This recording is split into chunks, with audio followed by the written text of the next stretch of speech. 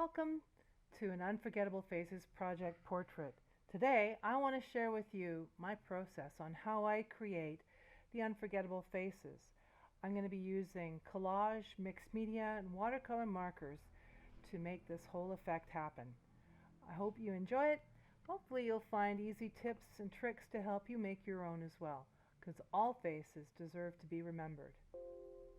My name is Moulyn, and on this channel I will be exploring all things art, from art questions and solutions to learning new things. I have been creating art for years, but I'm learning more every day, and I'm not ashamed to admit it. So if you want to see more as I grow and learn, please subscribe and hit the bell icon to be informed when there's something new. I can't wait to share what I learn with you in the future. Welcome to my world. Here I am. I'm starting the beginning of this painting, and I'm covering the drawing with a masking material that is actually mold making material. And it's going to go over the entire drawing to protect it as I work on the background. And as you can see in a second, it'll change color to let me know it's dry. I'm going to be using golden matte medium today to help preserve the paper in the back, as well as use it as a glue for other papers that I use in the collage in the background. I'll be using collage today with a variety of papers to help me discover who this man is and help me find out where his soul is. I'm going very intuitively here. It's about, in this case, I felt that collage was the best way to discover who he was. I'll be adding other color in the future, but in this moment, I was about trying to find out who he was, about finding out his nature, his process. I'm adding different parts of Ecuador to this, including maps and emblems of the city, of the country, and it's helping me find the beginning place of who he is, how I feel about him. I'm using old pieces of my coloring book from Birds of Ecuador, and it's starting part of the exploration process of finding out who he is. I'm just using a little extra matte medium to tidy up the ends and make sure that the paper is adhered really well. I'll use the matte medium on both sides of this canvas to preserve the paper and make sure it lies flat. Today I'll be using Batik egg dye, and I'll also be using Dr. P.H. Martin's Bombay inks to establish some of the background color for this painting. I'll also be using this mini mister to help spread the ink and give it a place to start to flow. I'll pre-spray the area to allow the ink to start to flow right away. As you can see, the ink starts to flow right away, but I use the brush to help push it around on its journey. The egg dye comes in a powder form, and I can use it to sprinkle over the entire paper. As you add the water with a mister, it explodes across the paper. The egg dye I use in different colors, and it seems like at one point I lose the pink, so I will come back and add more of it. But the color becomes more and more wild, and I start to panic a little when I realize that I'm losing the pink. So I'm going to add some more pink to make sure we don't lose that color that I think is a part of the ambiance of who he is. I add the blow dryer, and as you'll see, I have to go through 3 generations of blow dryers to make sure this painting gets worked through properly. I love the spontaneity that these two inks bring to the table. I blot the extra inks and blow dry just a bit. For extra dimension, I'll be using my handmade stencils and some white gesso. I chose these stencils to add a little spirituality, regularity, and some interesting geometry that I feel is a part of this gentleman in my experience. I love the patterning, and I love how it softens the entire painting. I move the paper around constantly, trying to find balance and harmony throughout. The white softens, the white harmonizes, and it picks up other colors from the bottom from the egg dye and spreads it around to make it even softer.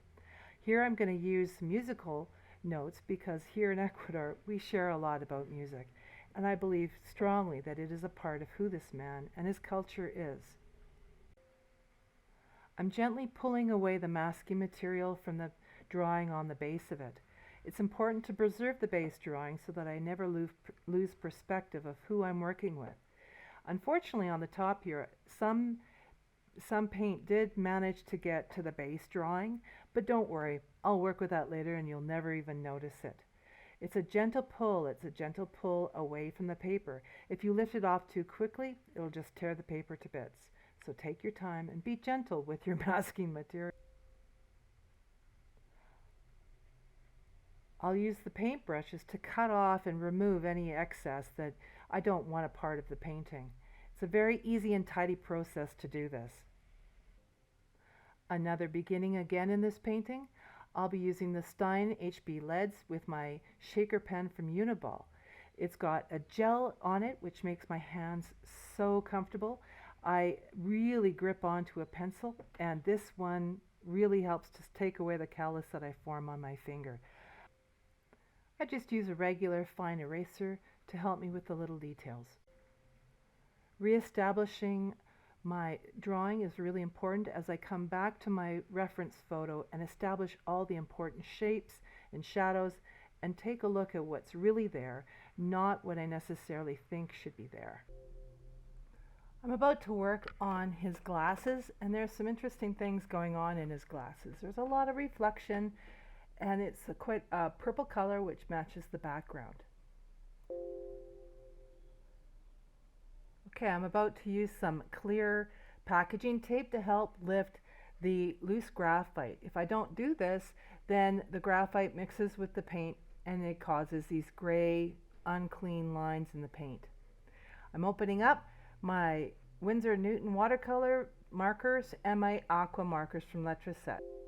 For all my paint, I've made swatches for easy reference for when I want to paint. It helps me choose the markers, but it also helps put my brain in the frame of mind of what I'm going to be painting. Here is my reference photo, and I've just chosen the colors to match his coloring and all the things including his clothes. I'm using aqua water brushes, and I'm also using my hack that I've used so many times before. It's an amazing brush, and I'll show it in the future how to make your own. It's natural hair and so much tidier than the synthetic brushes from the water brushes. Here I'm using establishing my common colors, and they're going to be the blacks, the purples, and the blues. Payne's gray is also an important part of my color choices as they create great shadows. Yep, as you can see, that is blow dryer number 2. Say goodbye to that blow dryer. I'll kill that one also today. And now I'll be working on the hat in the blacks, the purples, and the blues, and here we go. We'll watch it develop. It's an important part to go from the top down, and that way I don't smudge. Being left-handed, I smudge really easy.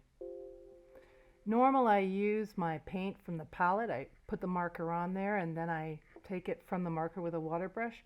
But here I need the really intense black to create the shadows and the lights. The contrasts are really important in painting faces and portraits. I love working with the Winsor and Newton markers and the Letraset aqua markers together. They create such a translucency that I've never experienced in watercolor before. It's a lot more work, but the effect is so worth it. So I'm about to start working into his dark shadows in his face, also called dark lights. And this is kind of like pencil drawing where I'm just reestablishing the shapes. Again, this is not about drawing what you think is there, it's about drawing what's really there. That intense editing is important to the painting. I love painting the ears on people. I think that the ears cause an interesting character in the person, and if painted well, they show a great vitality. They also show how light passes through the person's skin. I'm finishing up doing the dark lights. I will increase those more later, but this is the starting point. I'm adding color, and my favorite choices of color are burnt red and burnt sienna, and they help to establish some gorgeous, gorgeous textures and colors. As you can see, I'm starting to get in more with my palette and painting more from the palette rather than painting from the brush itself. From here on in, I'm going to be painting in almost a circle fashion, around and around and around, so that helps when one area dries, it'll lighten another. I use a variety of tools. Oh, there's there's the first incarnation of the third dryer. So again, you're going to see me go starting in other areas while the other sides are drying. I'll bring up other areas, make it more intense, and that will make me go around and around to elevate the whole painting bit by bit. Okay, I'm making the dark lights darker and the lights and the colors that are reds, bringing good color to his face to show the life that's in there, the life that he's experienced, so that contrast creates more light, oddly enough. Okay, this is where I'm really excited because I know the painting will be a good one. So you're seeing my happy hand dance, my little worshiping thing. Yay, we're going on. Here's my Escoda brushes. They're beautiful. They're the Reserva. They're made with real hair, and I know some people have a problem with that, but it is probably more ecologically friendly than using nylon fibers. They keep their point. I don't have to throw them away like I would with an aqua brush. So they last forever. I intend to be able to pass these on to my children, where I can't do that with the aqua brush. Sorry. And this is the great controversy between nylon and real hair. Animals get hurt, but at the same time, the broken down fibers from the nylon will also hurt the wildlife. So it's a real balance that's hard to establish. Here I am working with those pinks and blues to help make it cohesive with the background and pull the whole painting into unity. Okay, we've moved on from his face and now we're going into his clothing. I'm going to go this time with not as much detail in the clothing. I really want to focus on his amazing face, his character. The background colors of his clothing will just enhance his sweet look, but it won't take away from his face itself. So with my third dryer, I'm going to make sure that layer below is firmly dry so I can build each layer with confidence. I'm using a variety of paintbrushes to add these layers and drawing between. I'm going to be using something unique. I'm going to use the ballpoint pen to help me get those green fine lines that I think are just nicer with the pen. I'm going to use everything in my arsenal that I can to accomplish this painting. So pens or pencils or whatever it takes, it needs to happen. I see I need to add a little more color to his lips to make him more cohesive with the painting. We're coming close to the end. I'm just adding details and going over, making sure his teeth are established. And out comes that dryer again, the survivor. This painting should actually be called the Battle of the Blow Dryer. I'm going to be using a white gel marker to add the certain highlights that are needed in his glasses and a few other places. I really value the white pens as they can add white highlights that sometimes you would have forgotten if you were doing the painting originally and then had masked for them. So the white gel pen is amazing and a bit of a lifesaver for me.